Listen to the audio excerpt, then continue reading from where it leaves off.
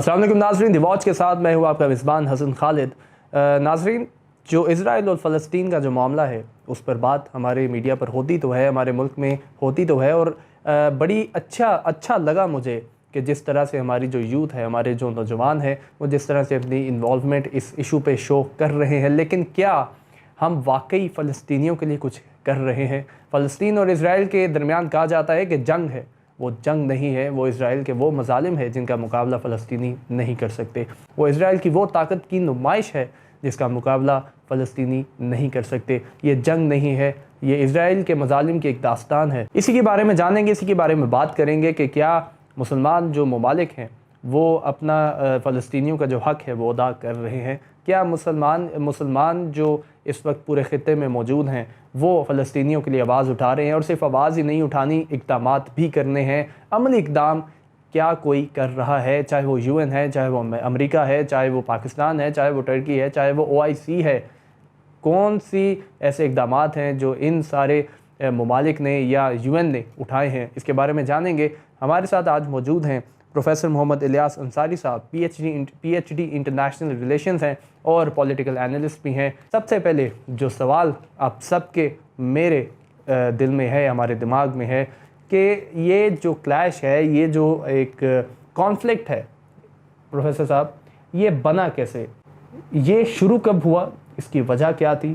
اور آج جس مقام پر ہم فلسطین کو دیکھتے ہیں، اس مقام پر فلسطین پہنچا کیسے؟ بسم اللہ الرحمن الرحیم۔ بہت شکریہ جناب آپ کا کہ آپ نے اس اہم مسئلے کے حوالے سے جو ہے وہ گفتگو کا آغاز کیا۔ اور دنیا کی آج 7.25 ارب آبادی میں سے مسلمانوں کی تعداد 1 ارب اور 80 کروڑ ہے۔ تقریباً 25% آبادی دنیا کی مسلمانوں پر مشتمل ہے، اور یہودیوں کی آبادی پوری دنیا کے اندر 1.5 کروڑ سے زیادہ نہیں ہے، جس میں سے 90 یا 92 لاکھ یہودی اس وقت سوکارڈ اسرائیل کے اندر رہتے ہیں، اور باقی جو ہیں وہ دنیا کے مختلف ملکوں میں بکھرے ہوئے ہیں۔ پہلی بات جو ذہن نشین رکھنے والی ہے ہمیں، وہ یہ ہے کہ یہودی ایک نسلی مذہب ہے۔ اس میں کوئی عام آدمی یہودیت کو اختیار کرنا چاہے وہ یہودی نہیں بن سکتا، یہ تبلیغی مذہب نہیں ہے۔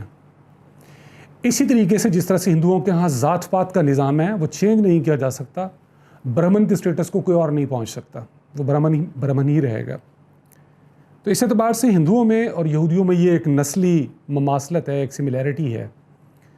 دوسری بات یہ ہے کہ حضرت یعقوب علیہ السلام، ان کا جو لقب تھا وہ تھا اسرائیل، جس کے لفظی معنی ہے عبداللہ۔ حضرت یعقوب علیہ السلام کے 12 بیٹے تھے۔ ان 12 بیٹوں کی جو اولاد تھی، صرف ان کی اولاد سے جو لوگ ہیں وہی اپنے آپ کو یہودی کہلائیں گے، اس کے علاوہ یہودی کہلوانے کا کوئی اور شخص مستحق نہیں ہے ان کے عقیدے کے مطابق۔ پہلی بات تو یہ کلیئر رکھیں۔ دوسری بات یہ کہ آپ نے پوچھا کہ یہ جھگڑا شروع ہوا کیسے، وجہ کیا تھی اس کی۔ بنی اسرائیل جس کا ذکر قرآن مجید میں بار بار موجود ہے، یا بنی اسرائیل اذکروا نعمتی التی، بار بار اللہ تعالیٰ نے ان پہ نعمتیں ظاہر کیں اور پھر ان کو بار بار احساس دلایا، ریئلائز کروایا۔ تو یہ وہ بنی اسرائیل ہیں جو نبیوں کو قتل کرتے تھے، جو نبیوں کو اذیتیں دیتے تھے سب سے زیادہ، اور یہی وہ بنی اسرائیل تھے جنہوں نے فائنلی حضرت عیسیٰ علیہ السلام کو اپنی طرف سے مصلوب کرنے کی، کروسیفائی کرنے کی، صلیب پہ چڑھانے کی جو کوشش کی وہ، اور ان کو نبی ماننے سے انکار کیا۔ جس وقت یہ سب کچھ ہوا اس وقت رومی حکومت یہاں پر موجود تھی، رومن امپائر۔ بعد ازاں رومن امپائر کے بادشاہوں نے عیسائیت اختیار کر لی، تو یہودی جو تھے اس فلسطین کے علاقے سے مختلف جگہوں پر رضاکارانہ طور پر پھیلنا شروع ہو گئے۔ ان کی ایک بڑی تعداد یورپ میں چلی گئی، اور یہاں پر جو ہے ان کے ساتھ ساتھ کینانائٹس، جن کو ہم کنانی کہتے ہیں، کنان ایک جگہ کا نام اس فلسطین کے اندر ہی، تو یہ بنیادی طور پر فلسطینی تھے، یا اس طریقے سے جو یہاں پہ مقامی تھے، اور ان کے علاوہ وہ فلسطینی تھے۔ صرف یہاں پر بنی اسرائیلی نہیں رہتے تھے، اور وہاں کی آپ اگر معلوم تاریخ کے اندر سے پورا نکالیں ہسٹری، تو وقفے سے ملا کر بھی ان کی جو آبادی ہے وہاں پر، یا ان کی جو رہائش ہے یہودیوں کی وہاں پر، وہ 400 سال سے زیادہ کبھی بھی نہیں رہی ہے۔ 6000 سال کی تاریخ میں یہ لوگ 400 سال سے زیادہ نظر نہیں آتے۔ ان کا دعویٰ یہ ہے، ہماری یہ وہ جگہ ہے جہاں ہم نے پلٹ کر آنا ہے اپنے عقائد کے مطابق. یہ ارض موعود ہے, یہ وہ سرزمین ہے, یہ وہ لینڈ آف پرومس ہے جہاں ہم نے واپس آنا ہے. باوجود اس کے کہ وہ سنگلاخ پہاڑیاں ہیں, اتنا کوئی زرخیز علاقہ نہیں ہے, پانی کی بھی سہولیات نہیں ہیں, لیکن اپنی ایک مذہبی جوش اور جذبے کے تحت دنیا کا امیر ترین یہودی اپنی ساری چیزیں بیچ کے, سب کچھ ختم کر کے وہ اسرائیل میں رہنا پسند کرتا ہے اپنے مذہبی عقیدے کے مطابق. اس طریقے سے یہ چیز جو تھی بعد میں حاصل کرنے کے لیے, یہ تو ڈسپرس ہو گئے پورے یورپ کے اندر, پوری دنیا کے اندر. اب وہاں واپس پہنچنے کے لیے ان کو ایک ضرورت محسوس ہوئی کہ ہمیں ایک الگ ملک چاہیے. کیوں الگ ملک چاہیے؟ کہ یورپ میں تو ہم بکھر گئے تھے, یورپ کے کرسچنس نے ہمیں بہت مارا ہے. کیوں مارا ہے؟ کیونکہ ان کے خیال کے اندر ہم ذمہ دار تھے, ہم یہودی ذمہ دار تھے, بنی اسرائیل والے, جنہوں نے حضرت عیسیٰ علیہ السلام کو کروسیفائی کیا. اس وجہ سے میں حقارت کا اور نفرت کا نشانہ بناتے ہیں. تو یورپ بھر میں ان کے ساتھ مختلف عرصے کے اندر ان کے ساتھ جو ہے عام آبادی کا بھی کوئی اچھا سلوک نہیں ہوتا تھا. انٹرسٹنگ چیز یہ ہے, انہیں جب بھی پناہ ملی, انہیں جب بھی اچھا سلوک ملا, وہ مسلمانوں سے ملا. وہ اسپین کی 800 سال کا مسلمانوں کا اقتدار ہو, تو وہاں پر یہ سب سے بڑے بڑے عہدوں کے اوپر حکومت میں فائز تھے, تو وہ یہودی تھے مسلمانوں کی وجہ سے. اور 1492 میں جب وہاں مسلمانوں کی حکومت ختم ہوئی اور اس کے بعد وہاں سے مائیگریشن کا عمل شروع ہوا یہودی اور مسلمانوں کی, تو یہودیوں کو سب سے بڑی پناہ جو تھی سلطنت عثمانیہ میں استنبول میں ملی. آج بھی آپ کو سب سے امیر ترین جو ٹرکش پیپل ہوں گے وہ ملیں گے, آپ کو یہودی ملیں گے. آج بھی وہاں پر یہودی رہتے ہیں, بہت بڑے بڑے بزنس مین اور سارے, اور بڑی اچھے طریقے سے رہ رہے ہیں وہاں پر. اس طریقے سے یورپ کے لوگوں نے تو ان کے ساتھ برا سلوک کیا, اچھا سلوک کیا تو مسلمانوں نے کیا.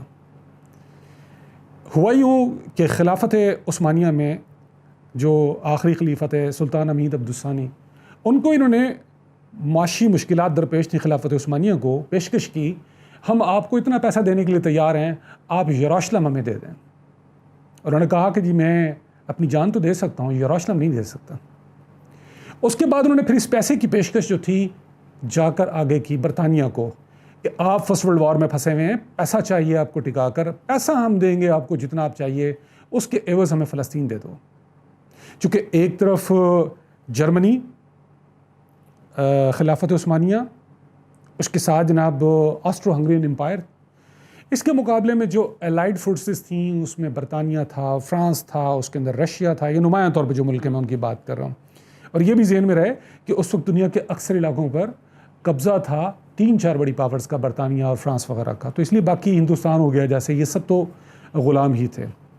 اور جو خلافت عثمانیہ تھی اس میں آج کے 21 عرب ممالک شامل تھے. اتنی بڑی سلطنت تھی.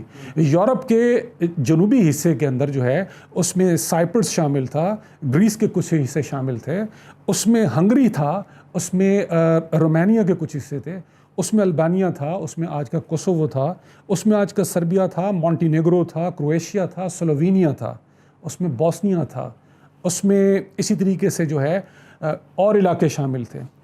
پھر نارتھ افریقہ میں آپ چلے جائیں, ایک بڑے علاقے تک جو ہے وہ یہ سلطنت تھی. تو یہ کچھ چھوٹی سلطنت نہیں تھی خلافت عثمانیہ, اور یہی وہی سلطنت تھی جس کو بچانے کے لیے بعد میں خلافت موومنٹ چلی, جس کو مولانا محمد علی جوہر اور شوکت علی جو ہیں انہوں نے اس کو لیڈ کیا, جن کے نام پہ لاہور کے اندر یہ جوہر ٹاؤن ہے, جن کے نام کے اوپر جناب جو ہے یہ شوکت علی روڈ ہے, جن کے نام کے اوپر جو ہے یہ محمد علی چوک ہے. یہ وہ سارے لوگ تھے جنہوں نے اس خلافت کو بچانے کے لیے اس زمانے میں کاوشیں کی تھیں. کب کی تھیں؟ کہ جب ہندوستان کے اوپر انگریزوں کا قبضہ تھا, اور یہ 1920 سے سلسلہ شروع ہوا بچانے کے لیے. ہوا کیا, فرسٹ ورلڈ وار جو 1914 میں شروع ہوئی, 1918 میں ختم ہوئی, اس جنگ کے اندر جو ہے الائڈ فورسز یعنی برطانیہ, فرانس وغیرہ جو تھے وہ جیت گئے. اس کے مقابلے کے اندر جو جرمن حکومت تھی, آسٹرو ہنگرین امپائر تھی اور خلافت عثمانیہ تھی, یہ ہار گئے. ان کے ہارنے کے بعد ہوا یوں کہ الائڈ فورسز جو تھیں انہوں نے فلسطین اور حجاز کے ان علاقوں پہ, جس میں آج کا موجودہ سعودی عرب شامل ہے, کویت شامل ہے, بحرین شامل ہے, عمان شامل ہے, عراق شامل ہے, اسی طریقے سے لبنان اور سیریا شامل ہے, یہ سارے علاقے جو ہیں یہ اس الائڈ فورسز میں برطانیہ اور فرانس کے پاس آ گئے.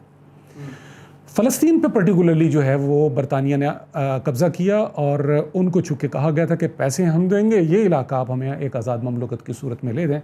تو اس کے بعد جب وہاں پر قبضہ کر لیا گیا, تو اس قبضے کے بعد اور جنگ کے تقریباً اختتام سے پہلے ہی یہ بات طے ہو گئی تھی کہ اب یہ علاقہ برطانیہ جو ہے اس مالی امداد کے عوض جو یہودیوں نے ان کو کی تھی, اس کو ایک الگ ملک بنایا گیا. یہی وجہ ہے کہ 1917 میں اعلان بالفور جو ہے وہ کیا گیا غالباً 17 نومبر کو, اور یا نومبر کی کوئی تاریخ تھی. اس میں یہ طے پایا تھا جی کہ یہودیوں کے لیے ایک الگ وطن ہوگا, اور یہ سلسلہ اور یہ موومنٹ وہاں سے شروع ہو چکی تھی. علامہ اقبال نے اس کے اوپر باقاعدہ جناب جی لیٹر لکھا برٹش گورنمنٹ کو کہ آپ جو کر رہے ہیں غلط کر رہے ہیں, یہ مسلمانوں کے ساتھ بڑی زیادتی ہے. اور اس طریقے سے اس کا آغاز تو تب سے ہو گیا. پھر اس کے بعد سیکنڈ ورلڈ وار کا آغاز ہوا جو 1939 میں شروع ہوئی, 1945 تک گئی. تو اس کے بعد یہ طے ہو گیا کہ اب یہ جو علاقے ہیں فلسطین کی کے علاقے ہیں, اس کو بہرحال بانٹنا ہے فلسطینیوں اور اسرائیلیوں کے درمیان. قبضہ ہے برطانیہ کا, اقوام متحدہ کا جو ہے وہ اسٹیبلشمنٹ ہو چکی ہے, آغاز ہو گیا ہے, بن گیا ہے وہ, اور اس میں ایک ادارہ تھا, اس کا نام تھا ٹرسٹی شپ کونسل. ایسے علاقے جو بھی چھوٹے ہیں, جن کا اقتدار وہاں کے لوگ نہیں چلا سکتے, تو ان کو مختلف کالونیل پاورز کے انڈر دے دیا گیا. ان کو مینڈیٹ کا نام دیا گیا اور کہا گیا کہ آپ لوگ یہاں پر ایک ایسی مشینری تیار کریں لوگوں کی کہ جو نظام کو چلا سکے آگے.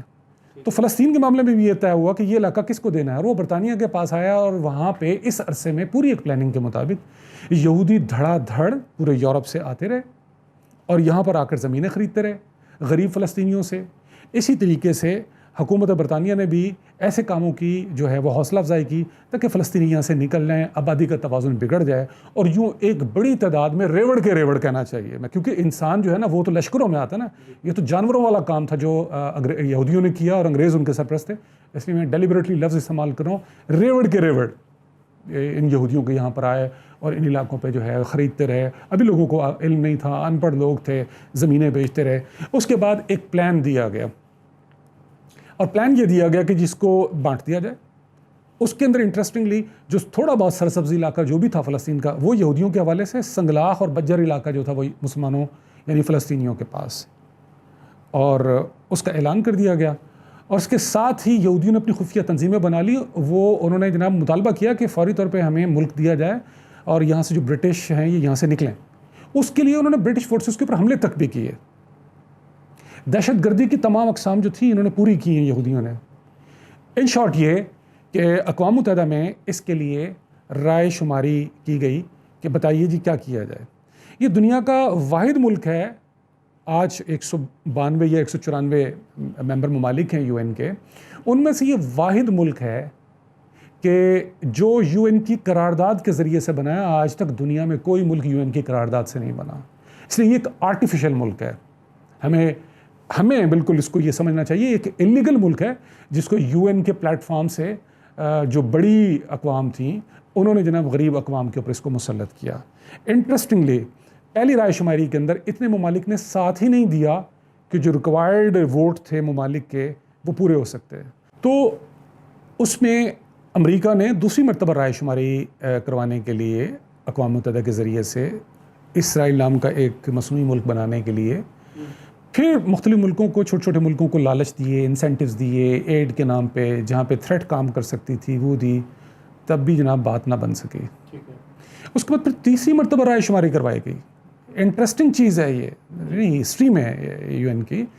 پھر اس کے اندر جو تھے انہوں نے ریکوائرڈ ووٹ حاصل کر لیے اور یوں ایک نئے ملک کا اعلان کر دیا گیا مئی 1948 کے اندر. پاکستان کے قیام کے 1 سال سے بھی کم کے عرصے کے درمیان میں یہ ملک بنا, اور قائد اعظم نے مخالفت کی اس چیز کی. قائد اعظم ہماری جو پہلی فارن پالیسی تھی اسرائیل کو بالکل ہم نے اس میں کنڈیم کیا کہ یہ بالکل غلط ملک بنا ہے. تو یوں ایک آرٹیفیشل ملک جو ہے وہ بنا کر دیا گیا, اور یہ اس کا بیک گراؤنڈ ہے. جی تو ناظرین یہ ہے ہماری سیریز جو کہ ہم نے فلسطین پر شروع کی ہے. اس میں ہم ویڈیوز آپ تک لاتے رہیں گے.